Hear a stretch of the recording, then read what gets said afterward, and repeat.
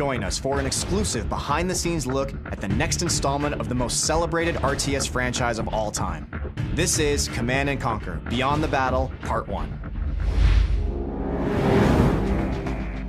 When our community installs the game, they start to play it, our veterans, the people who've been with CNC since '95, when they install the game and they start playing, all I really want from them is to go, holy crap, this is Command & Conquer.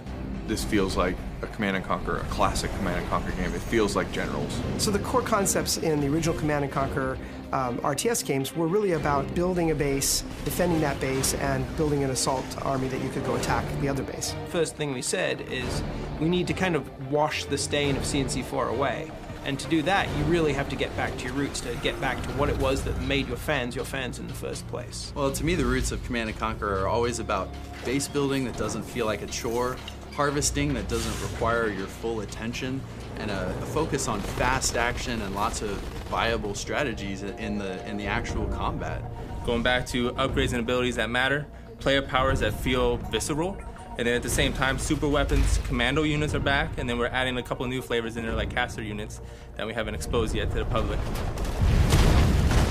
Well, we're all big Generals fans here, obviously. Looking at the old Generals, there's so many great ideas, so many great mechanics that they built in, so we were lucky to be able to cherry pick the ones we like the best. Now choosing the general is a big part of the game, just as important as choosing the faction you wanted to play. Now, it's like having hundreds of factions, let alone just 3. Each general will have its own set of abilities, upgrades, even player powers will change as well. Also, units will be dynamically taken out and different ones will be put in based off of what that niche of the general is. The new generals that we're adding to the armies are really going to keep the gameplay fresh, right? It should make the game fun, enjoyable, and interesting for years to come.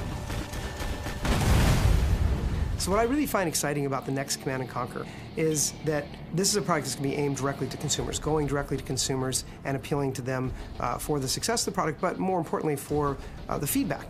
So fan feedback and metrics are absolutely amazing now in a connected environment.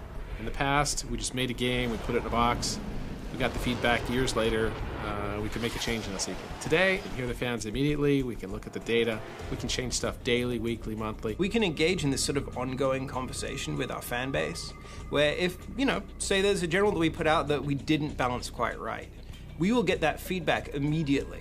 It's not like we're going to be like, okay, well, when we do the expansion pack or in a patch in 3 months, we'll fix this. It's going to be one of those things where we kind of grow together. And that's what we want to kind of breed. It's a live product, and we want to make sure that the community at the core is part of that rendition of making this game better. This is ultimately the fans' game, and we're looking forward to making the game better with them. Absolutely, I'll play the new Command & Conquer when it comes out. I'm anxiously awaiting it, actually. Our #1 priority has always been to make this a really fun, excellent game. Everybody on the dev team loves the game, and they're doing the work where their heart is. So a lot of the times people stay late just to make sure that they make a better game because they care about what the franchise is. Everybody wants to make sure that they make the game that the community would love, and we're on the same page on trying to make it the best CNC possible. Hopefully after doing this, I'll be on the beta, right guys?